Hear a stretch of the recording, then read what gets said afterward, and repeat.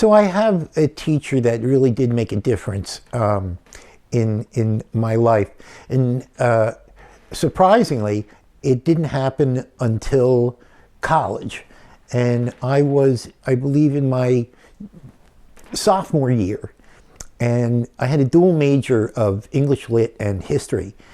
And I was lucky enough to get an instructor who actually turned out to be, I didn't know it at the time, turned out to be one of the deans of American history, which is Russell F. Weigley. And Weigley was this really tall professor. He was professorial. He would wear, if I can remember this correctly, a three-piece suit, and he would stalk into a room. He was bald and he had little glasses, and sometimes it seemed like he didn't even know we were there.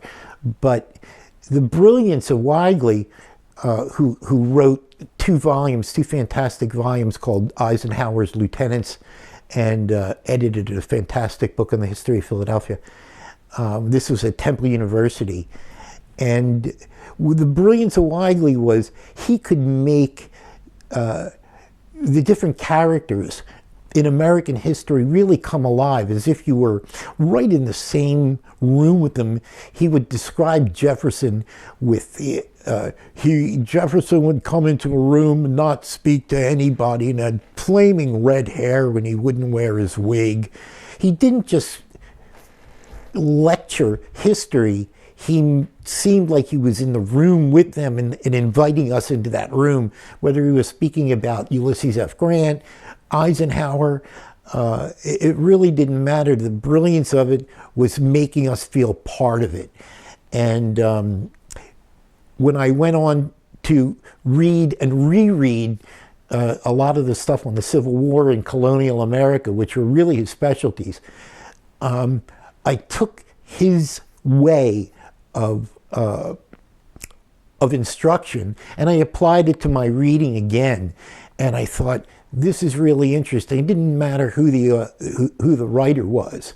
What was important was that I was able to bring to history, which I really even do to this day because of him, is read more deeply into the personalities of these characters. Again, whether it would be everybody from Erwin Rommel to Patton to Bradley.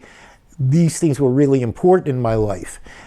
These characters, and listening to him and being able to reread because of the way he instructed really made things come alive for me. And now I'm 60 years old and I still read that way, even if it's fiction.